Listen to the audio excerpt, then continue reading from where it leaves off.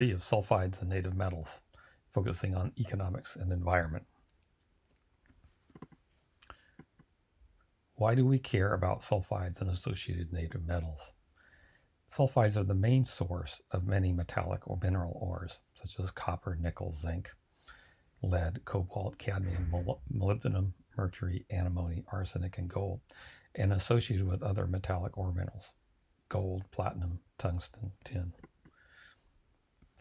Metals are a global industry worth more than $200 billion annually and more than $30 billion in the U.S. The direct economic impact into finished raw materials in the U.S.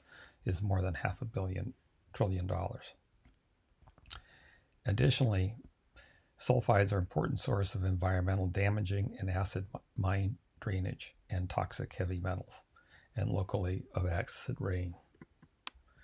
Porphyry deposits, which is one variety of ore deposit, produce about 65% of global copper, nearly all the molybdenum, and 35% of the gold. The Bingham Deposit is one of the largest copper mines in the world and lies just southwest of Salt Lake City, Utah. Its production over more than 100 years is about 20 million metric tons of copper, or 44 billion pounds. That's roughly the same as the annual world use of copper today.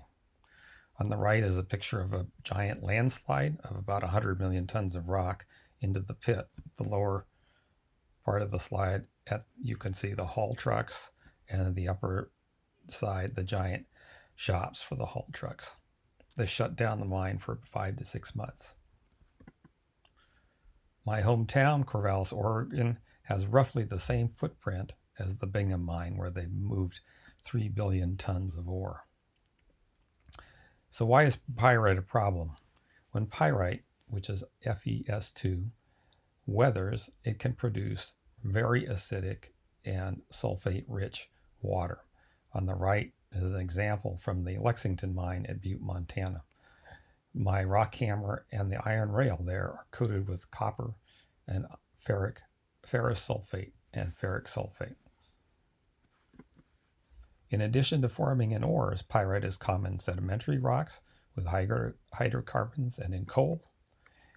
And it is relatively resistant to weathering, but bacteria can oxidize pyrite to form limonites, such as FeOOH, which is goethite, and various other polymorphs. Oxidation generates sulfuric acid, so a huge environmental impact is acid mine drainage of pH less than 2 sulfuric acid.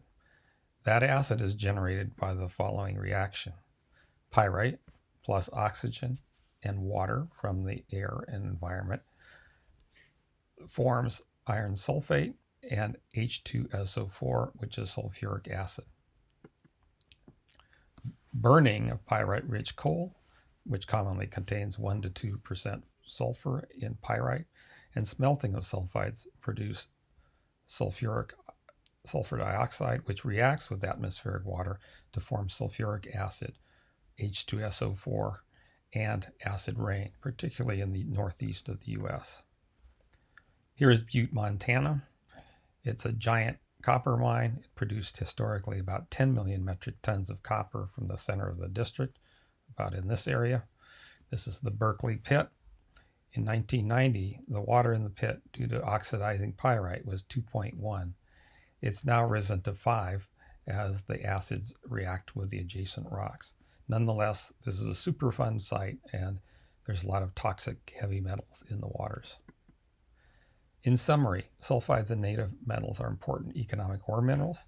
Sulfides have S2- as the anion and form from sulfur-rich magma and hydrothermal fluids. There are many different types of sulfides, but they're typically sparse, less than 5 volume percent of most rocks. However, iron sulfides are important rock-forming minerals in minor amounts, on the 1 to 5 volume percent range. Sulfides, especially pyrite, contribute via weathering to acid mine drainage, and when burned or smelted, produce acid rain.